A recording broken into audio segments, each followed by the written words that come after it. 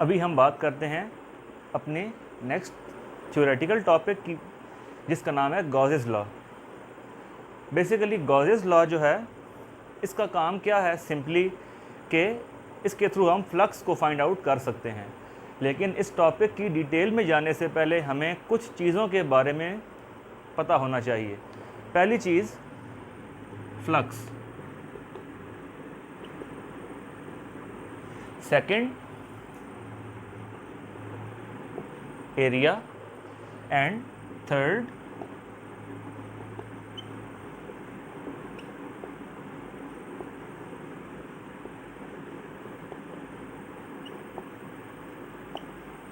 Electric field intensity, जिसको हम show करते हैं E के साथ, and it is equal to 1/4πε Q/r²। पहली बात फ्लक्स। फ्लक्स से मुराद क्या है कि किसी भी सरफेस में से या सरफेस एरिया में से कितनी इलेक्ट्रिक फील्ड लाइंस पास कर रही हैं। देखें, अगर ये बुक है मेरे पास, इसका एक एरिया है। अगर हम इसको दो वॉल्स के बीच में प्लेस करें, हम अज्यूम करें कि एक वॉल पर पॉजिटिव चार्ज है जो कि इस बुक के सामने है, जो इसकी बुक के बैक साइड पे है, या इस पर नेगेटिव चार्ज है। इलेक्ट्रिक फील्ड लाइंस फ्लो कर रही हैं पॉजिटिव साइड से नेगेटिव साइड की तरफ, और जो इस बुक का एरिया है वो कैसे पॉइंट आउट करेगा, ये पॉइंट कर रहा होगा इस तरह से आउटवर्ड्स की डायरेक्शन में। तो इस डायरेक्शन में हमने बुक को प्लेस कर दिया, इसमें से इलेक्ट्रिक फील्ड लाइंस पास कर रही हैं। तो इस कंडीशन में है कि अगर ये बुक जो है ये अंदर से खाली हो, हॉलो हो, सिर्फ इसकी ये बाउंड्री मौजूद हो, इस खाली पोर्शन में से, इस एरिया में से कितनी इलेक्ट्रिक फील्ड लाइंस पास कर रही हैं, ये हो जाएगा हमारे पास फ्लक्स। तो फ्लक्स का फॉर्मूला क्या होगा, phi is equal to E.A या EA cos थीटा। यानी कि जिस टाइम पे ये जो एरिया है मेरे पास, इसकी और इलेक्ट्रिक फील्ड लाइंस की आपस का जो एंगल है ये 0 डिग्री, यानी एरिया और इलेक्ट्रिक फील्ड लाइंस का एंगल 0 डिग्री होगा, उस टाइम पे फ्लक्स मैक्सिमम होगा। यानी ये इलेक्ट्रिक फील्ड लाइंस की डायरेक्शन है और ये डायरेक्शन है एरिया की। तो उस केस में क्या होगा कि ये फ्लक्स हमें मैक्सिमम मिल रहा होगा। और डायरेक्शन ऑफ एरिया हम कैसे फाइंड आउट करते होते हैं, through right hand rule, and it is always directed outwards. अभी हम इन तीनों कॉन्सेप्ट्स को यूज़ करके गॉसेस लॉ का फॉर्मूला डिराइव करेंगे। देखें, बाय डेफिनेशन गॉसेस लॉ क्या है, flux through any closed surface is equal to, यानी फ्लक्स किसकी इक्वल है, equal to the product of 1/ε times total charge enclosed by that surface. Basically हमने इस फार्मूले को डिराइव करना है, और इस फार्मूले का नाम क्या है, it is called Gauss's law. हमने क्या किया कि हमने एक स्फीयर एज्यूम किया। अब स्फीयर से मुराद क्या है, आप अज्यूम कर लें एक फुटबॉल को। तो फुटबॉल एक स्फेरिकल स्ट्रक्चर है। हमने उस स्फीयर के ऊपर एक चार्ज प्लेस कर दिया Q। अब क्या होगा, इस चार्ज से इलेक्ट्रिक फील्ड लाइंस एमर्ज होंगी। अच्छा, क्योंकि पॉजिटिव चार्ज है तो direction of electric field lines ये आउटवर्ड्स आ रही होगी हमारे पास।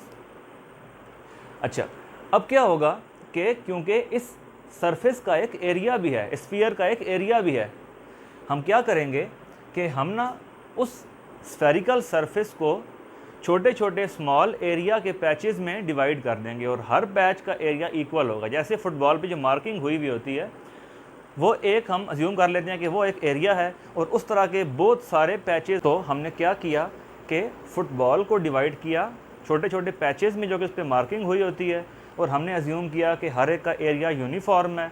और हमने अगर एक पैच पर फाइंड करना है फ्लक्स, तो हम क्या करेंगे, सिंपली हम यूज़ करेंगे फार्मूला, यहाँ डेल्टा ए इसलिए आया है क्योंकि हमने कहा कि उसका एरिया बहुत ज़्यादा स्मॉल होगा। For first patch phi1 delta A1, हमने यहाँ E1 क्यों नहीं लिया, बिकॉज हमने यहाँ सिर्फ एक ही चार्ज लिया है, तो जो उसकी वैल्यू इलेक्ट्रिक फील्ड डेंसिटी की होगी वो हमने यही यूज़ कर लेनी है। For second patch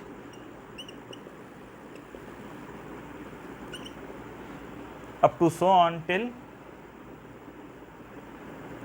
phi n, अगर हमने इस पूरी स्फेरिकल सरफेस के ऊपर फ्लक्स को फाइंड करना है तो हम क्या करेंगे कि हम इन सब को आपस में ऐड कर लेंगे।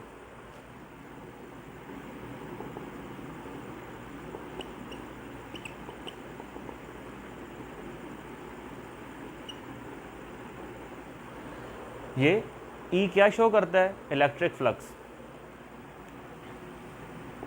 हमें इसका आंसर क्या मिलेगा,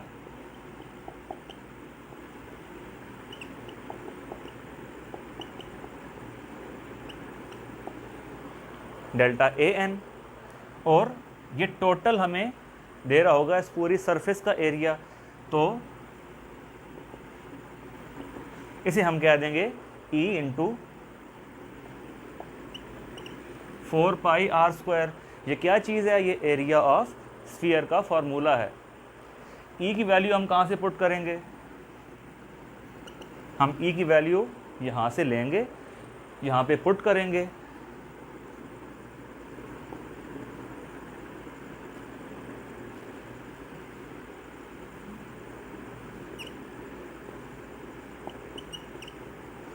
हमने कैंसिल किया 4 पाई को 4 पाई से, आर स्क्वायर को आर स्क्वायर से, और हमें इलेक्ट्रिक फ्लक्स का फॉर्मूला मिल गया Q इंटू 1/एप्सिलॉन, जो कि हमने इनिशियली कहा था कि ये गॉसेस लॉ का फॉर्मूला है। अब हम क्या करेंगे, ये हमने बात की एक यूनिफॉर्म सरफेस की। अगर यहाँ हम अज्यूम कर लें एक इर्रेगुलर सरफेस, फिर क्या होगा, अभी हम उसके लिए यही फार्मूला डिराइव करेंगे। अभी हमने एक नॉन यूनिफॉर्म सरफेस ली और उस पर हमने बहुत सारे चार्जेस को स्प्रेड कर दिया, जैसे Q1, Q2, Q3 up to Qn, और हमने इसके लिए फ्लक्स के फॉर्मूले को डिराइव करना है। हम क्या करेंगे,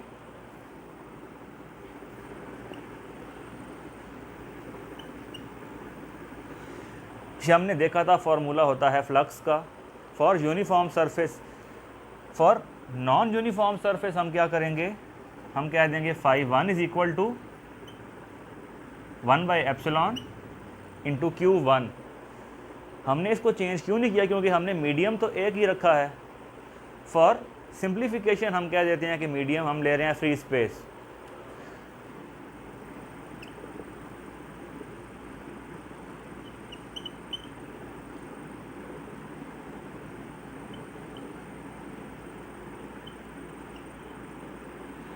अब क्या होगा, हमने फाइंड करना है सरफेस के लिए टोटल फ्लक्स।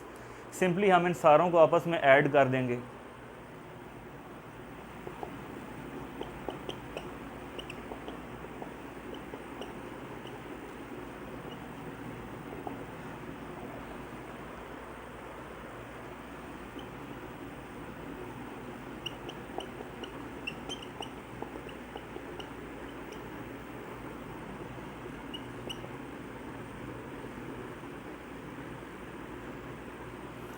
अब देखें हमने क्या किया, हमने सारे में से कॉमन ले लिया 1/एप्सिलॉन को, उसके बाद हमने इन सब चार्जेस को आपस में ऐड किया।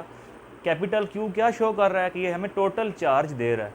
तो ओवरऑल हमने क्या किया, डिराइव किया फार्मूला गॉसेस लॉ के लिए, और ये क्या है, total flux through an irregular surface, ये क्या होगा, is equal to the product of 1/एप्सिलॉन and total charge enclosed by that irregular surface।